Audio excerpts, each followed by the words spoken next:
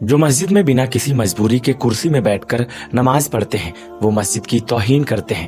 دیکھیں ویڈیو کو. ایک مسئلہ میں بتانا چاہتا ہوں، میرے پوتے کی طرف سے ہے، مگر میں اس کے حوالے سے کسی اور بڑے کو اٹھا تو تکلیف ہوگی اسے. بیٹا تمہیں کوئی تکلیف ہے پیر وار میں؟ تو کرسی کو بیٹھے ہوئے ہو، sit down on the floor. ایک بات اچھی طرح سن لیجئے، مسجد میں بغیر کسی عذر کے کرسی پہ بیٹھنا مسجد کی توہین ہے. آپ اللہ کے گھر میں بیٹھے ہیں تو بندہ بن کے بیٹھیے، آقا بن کے نہ بیٹھیے. اور میں ایسے کسی آدمی کو برداشت نہیں کر سکتا مسجد میں جو طاقت و توانائی کا حامل ہو، صحت مند ہو، اور وہ کرسی پہ بیٹھے. یہ گستاخی ہے، بے ادبی ہے. اس کا ہمیشہ خیال رکھیے. بیٹا اللہ تمہیں عالم بنائے، تمہارے لیے میں دعا کرتا ہوں، لیکن آئندہ اس بات کا خیال رکھیں اگر کوئی شخص زمین پہ بیٹھ سکتا ہو تو اسے زمین پہ بیٹھنا چاہیے.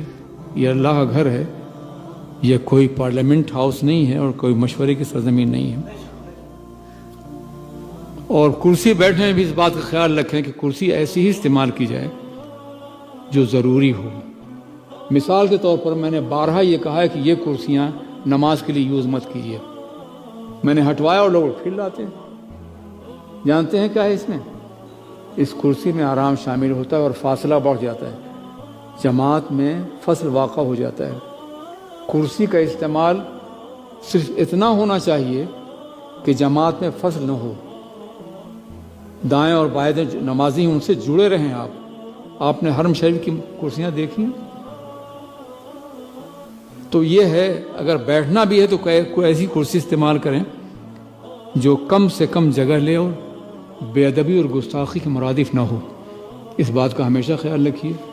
آج میں نے اپنے ایک پوتے کے حوالے سے یہ بات کہی ہے، اللہ اسے بابرو اور باعزت بنائے، لیکن میں کسی بزرگ کو اٹھا دیتا تو شاید وہ افینڈ ہو جاتا اور ناراض ہو جاتا. حضرت آپ بیٹھ جائیے، آپ ماشاءاللہ آپ مہمان بھی ہیں اور عالم بھی. عالم دین کا اپنا مقام ہوتا ہے. یہ علماء کرام ہیں.